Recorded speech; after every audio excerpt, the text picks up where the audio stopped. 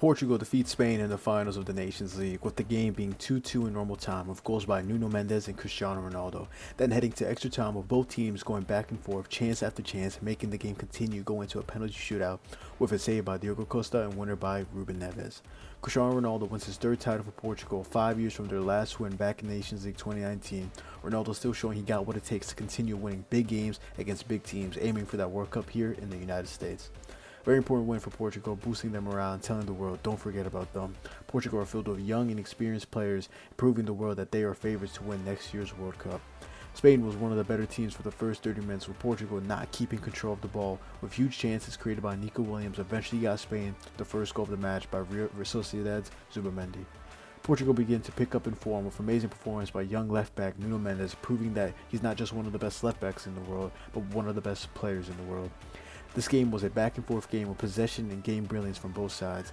Oyarzabal gets the second goal for Spain with an assist by Borges Pedri, but Cristiano Ronaldo managed to tie the game 2-2 with a deflected cross by Nuno Mendes.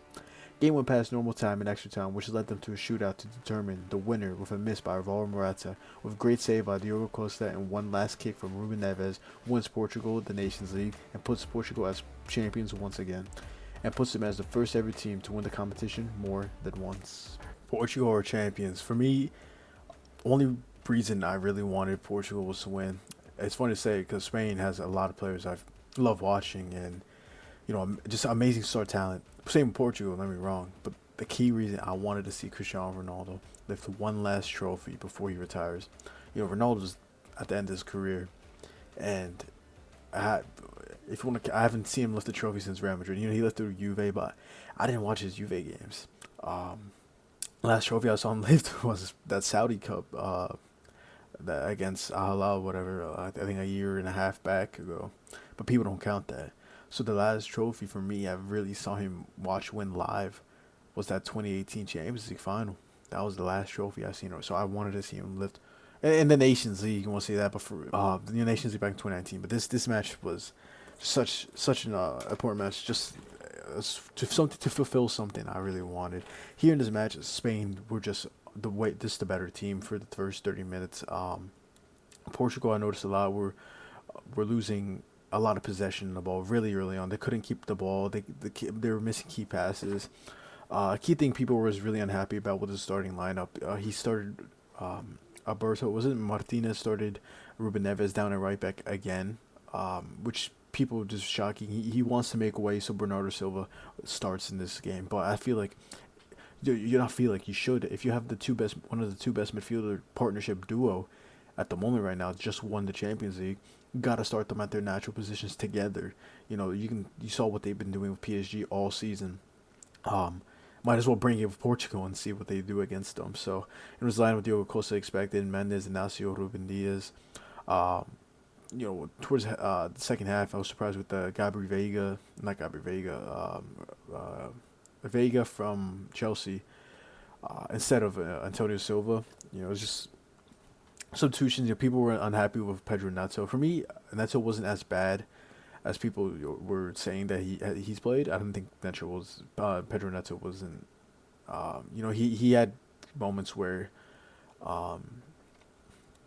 he influenced the game for a little bit. So, Bruno Fernandes, and then Conceição, he started him because lately Portugal, not even a game against Germany, but before that, shown why he's a key part of this team. But for me, I don't think he's a starter. I think that he's a player that you sub him in the second half, and he changes the impact of the game really quick, really fast-paced player, really good player. And, you will see more of him, but I just don't think he's a starter. I think he's a player that just changes the impact of the game. Joao Neves had an attempt in the game. It's just such a back and forth game. Here I'm just reading the notes. Everything was just back and forth. Here I have down, Portugal can't keep control of the ball. Spain start key with composure and position. Portugal first touches were sloppy.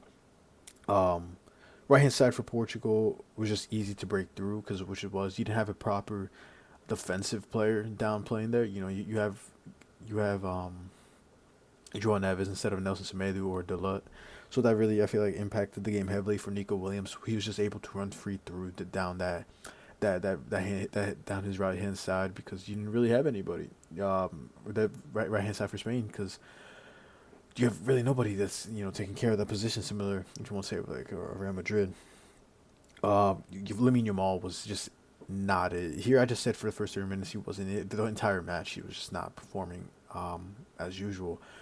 Lamine Yamal, he's such a a important key player for this season for Barcelona. And this match he was just not there for him. He was just not there. I think Nuno Mendes, one of the best performances I've seen from a left back in a while. His touches, his passing, his fast pace going through defenders, especially Lamine.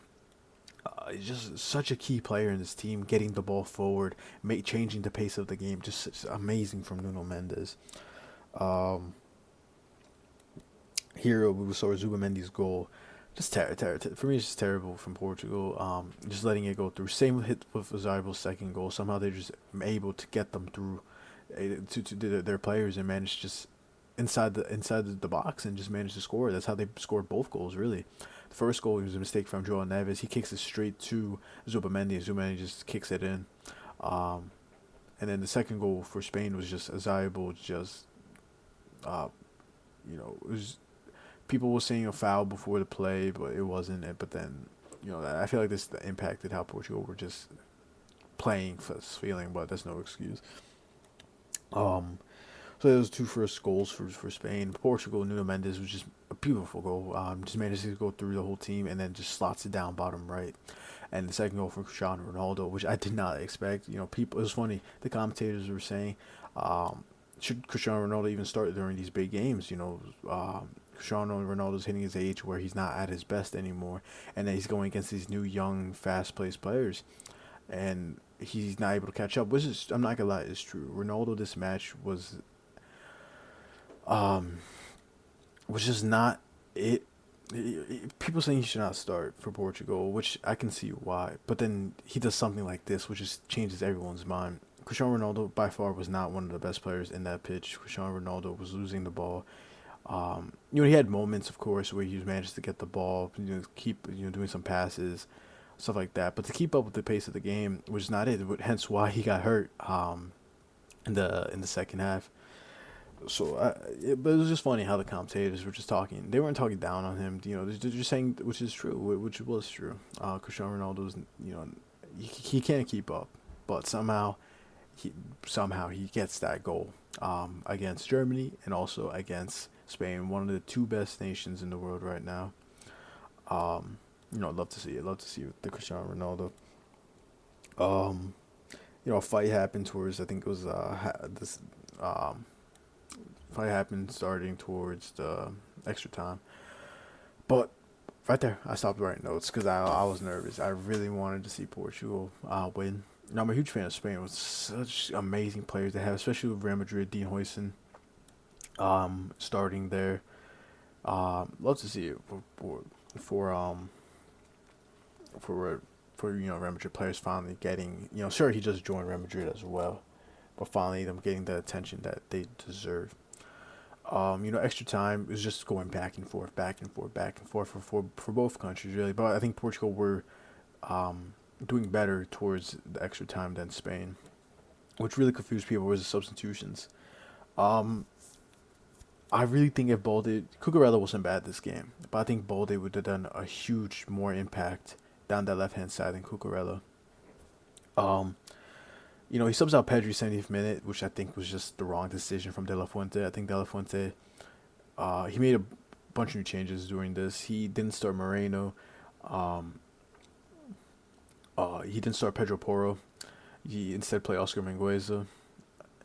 And people are hating. Where's Kubarsi? Where's Dani Olmo? Where's Firmino? Which I do agree. I think that Dani Olmo would have changed the impact of that game if he was subbed in, similar how Isco did. Um, I don't know. I do feel like if a Firmino or a Dani Olmo got in, they would have 100% done a more impact than a Mika Moreno or an Alex Buena, which I do really like, and a Yermi Pino. You have they subbed the Morata just for hence penalty. But you have so much time. You have Asamoah. I think Asamoah would have been a great aspect. This big striker that's trying to get in goal. A Gavi, especially a Fermin, then Olmo, Kubarsi. I say you should have even put on Ronaldo just for that attacking if you're really trying to get that goal. But that wasn't the case for De La Fuente. Similar to Portugal. People aren't happy with just like the right back and Bernardo Silva playing, and people are saying where was Rafael Leao? Rafael Leao is, he has his moments. I've There's been a lot of situations where Rafael Leao just can't keep control of the ball, which saw here, but also he does huge impacts in the game. Keeping the ball, trying to getting in attacking. He's such a built, such a fast paced player, and it's hard for defenders to get him when he's at his best. And I've seen him pour, and it's just it messes up. But this was for me a half and half, not even more a better situation for Rafael Leao. So really happy to see him get there. Um, a huge another player for me, Nelson Semedo, was a more of an impact player, obviously playing at his right back.